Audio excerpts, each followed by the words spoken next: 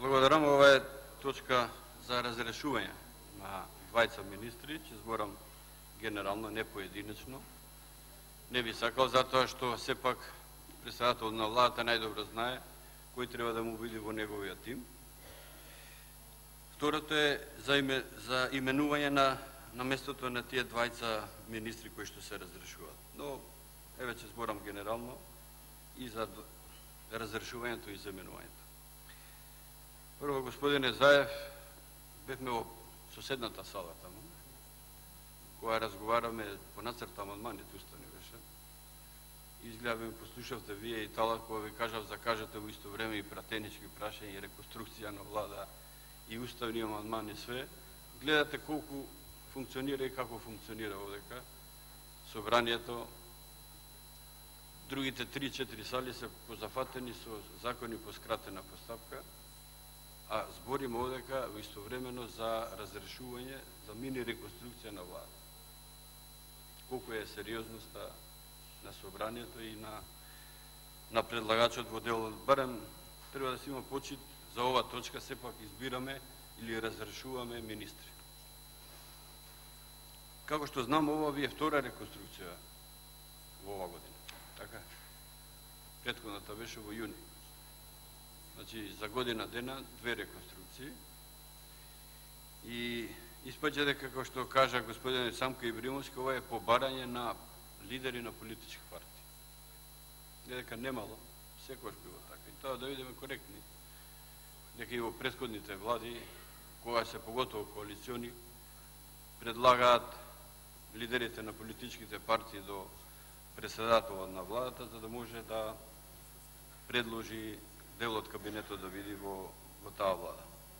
Но не треба да се иде на тоа дека се разрешува некој затоа што некој побарал. Не.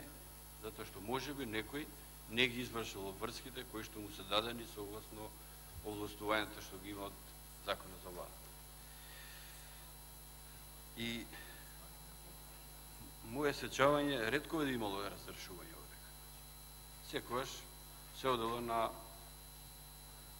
разговори измеѓу председател на владата со министрите кои што треба да се бидат тргнати од владата и се доаѓало на тоа да има оставка во страна на министерот, но ретко имало разрешување на министер, затоа што кога имаш разрешување на министер, значи не се согласува со одлуката што е донесол председател на владата на Република Македонија да биде тргнат некој од кабинетот. И затоа имаме разрешување.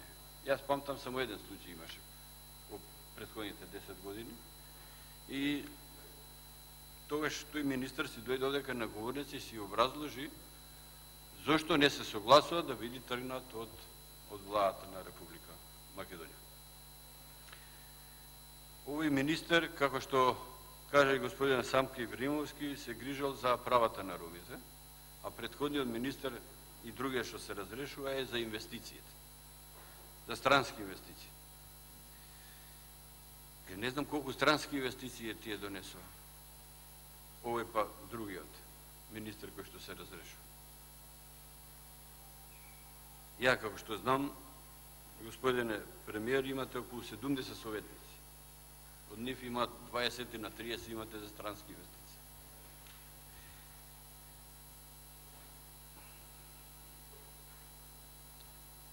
Ве подсетија моите колеги Ѓорчев и Димовски, но истото ви го кажав, на 1 јуни беше реконструкција на влада.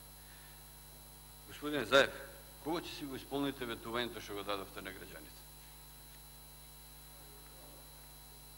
Го има во книгата за како се вика план за живот за Македонија.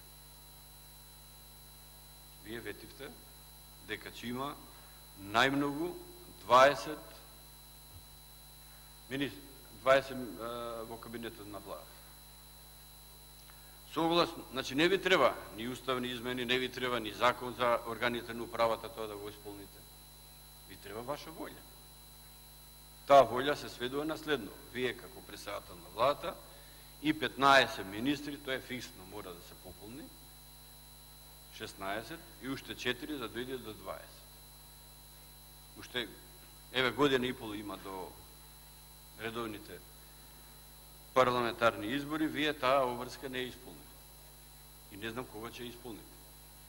Сепак, го зборам за тоа што вие ако го направите тоа, после следната влада не ќе може така лесно да го зголемува бројот на министрите.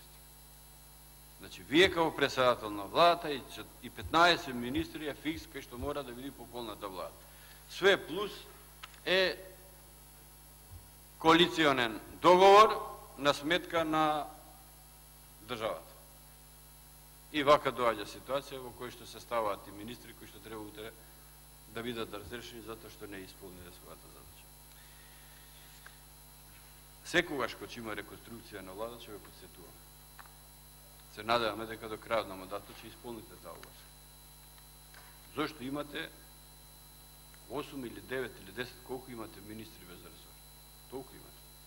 За да стигнете до бројка до 26 или 7. И предходните влади толку били.